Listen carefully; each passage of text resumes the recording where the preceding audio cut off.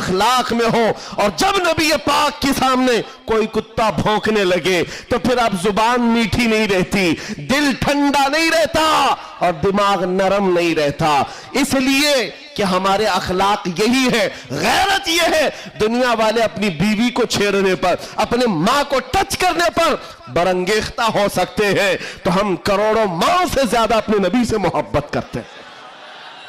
آپ کو پتا ہے جنگ احد میں, احد کی جنگ میں 700 صحابہ اکرام تھے, 3000 سے زیادہ مشرکین آئے تھے. یہ جنگ احد پہلے تو ایسا ہوا کہ صحابہ غالب آ گئے, ان کو مار کر بھگا دیا, میدان جنگ سے مشرکین بھاگتے رہے سامان چھوڑ کر.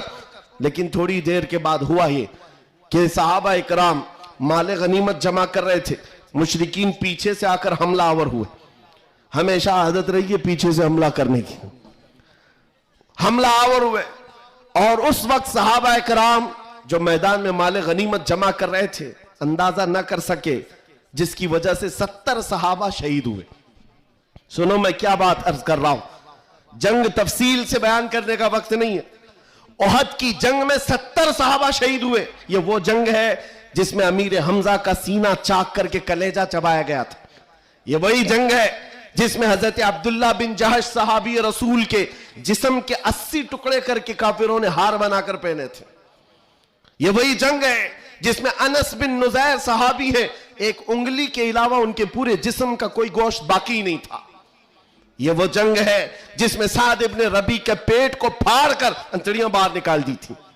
یہ ساری موب لنچنگ ہوئی ہے. اس جنگ کے میدان میں سب سے بڑا حادثہ کیا ہوا تھا, رسول پاک صلی اللہ تعالیٰ علیہ وسلم کے چہرے پاک پر ایک ظالم نے لوہے کی ٹوپی سے مارا تھا, تو جس کی وجہ سے حضور کے 2 دانت شہید ہوئے تھے. یہ جنگ کے حالات. اب سنو, صحابہ کرام پیچھے ہٹ گئے, نبی پاک صلی اللہ علیہ وسلم احد پہاڑ کے اندر جا کر بیٹھے, کیونکہ جنگ کے حالات بدل گئے, کفار و مشرکین غالب آ گئے. کبھی ایسے حالات آتے, سنو میرے عزیز, کبھی ایسے حالات آتے مومنین کو پیچھے ہٹنا پڑا, صحابہ رسول اللہ کے ساتھ پیچھے چلے گئے. لیکن جب ایسے حالات بنتے ہیں نا تو ان ظالموں کو کیڑے کاٹنے لگتے ہیں اچھل کود کرنے کی. میدان میں اچھل کود شروع ہو گیا, جشن شروع ہو گیا, چھیڑنا شروع کیا مومنین کو. کیا کہہ کر کے ابو سفیان ان کی طرف سے آیا, کافروں کی طرف سے, اور نعرے لگانا شروع کر دیا. جو آج سب سے بڑا مسئلہ ہے نا, ہاں یہ احد کے میدان میں بھی ہو رہا تھا. اور میں تمہیں بتاتا ہوں رسول اللہ کے اخلاق کیا تھے. ادھر سے ابو سفیان کہنے لگ گیا, کہاں ہے محمد, کہاں ہے ابو بکر, کہاں ہے عمر.